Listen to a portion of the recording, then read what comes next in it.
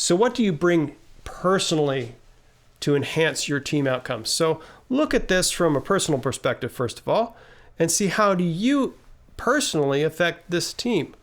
What could you say? Here are my superpowers. These are the things that I bring to the team. And this is what I find is so effective with this, is that your conversations are completely changed when you start talking about this. As a team leader, when I can say, hey, this is something that I struggle with and that you are good at this. And that just makes us be able to name the specific thing of what I'm either good at or deficient at.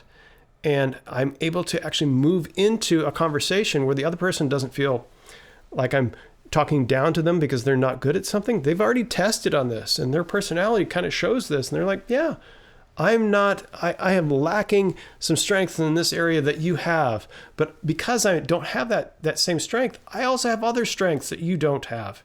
So it becomes this give and take kind of relationship that every strength has a concomitant weakness. And so if I don't have what you have, I got something that you don't and that you need me. And so it creates great conversations that are so much more productive in a team than the ones where like the leader has to pretend like they're great at everything.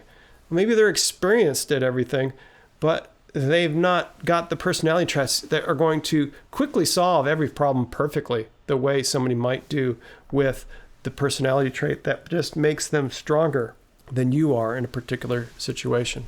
So after you examine yourself in that situation, what are the team powers? What's the team good at?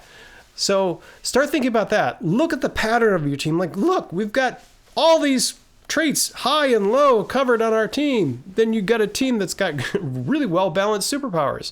You got one that's clustered up in one area where like we're all extroverts, so we're always going to be optimistic. We've got no neuroticism. We might experience danger things without any warning.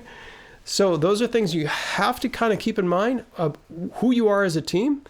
And maybe you need to bring in somebody else, or maybe you just need to be aware of that. So examine the team and see what the team superpowers are and how they're laid out on that chart that you're looking at. Have a good discussion about that.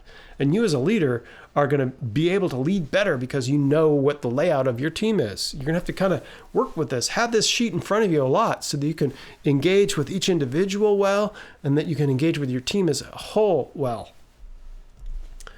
Okay. What are the team weaknesses? So you go through there and you see the things that you're lacking. What are the things? It might be that there's one person that is not really with everyone else. There could be conflicts. Or that one person could feel misunderstood and left out. And we're going to have to try to work really hard to include them because what they bring to the table is going to be powerful, but they're only going to have one voice to bring that thing. And what if it's one person who's really agreeable and the rest aren't?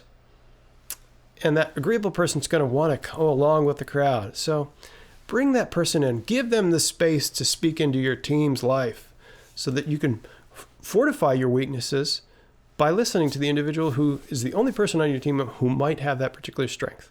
So you get where we're going with this, strengths, weaknesses, kind of do a nice study of where you stand as a team and how your different personality traits will affect. We have a workforce engagement test that is helpful for testing your teams to see how well they are engaged at the workforce. This is a good indication of how well you as a leader or you as a team are engaging with each person's personality.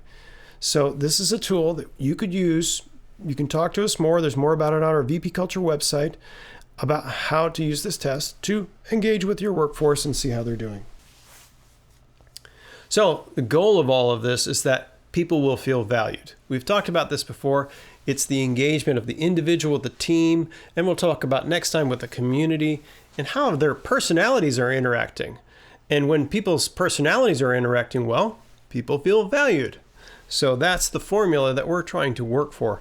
And this is a powerful way to really engage with people.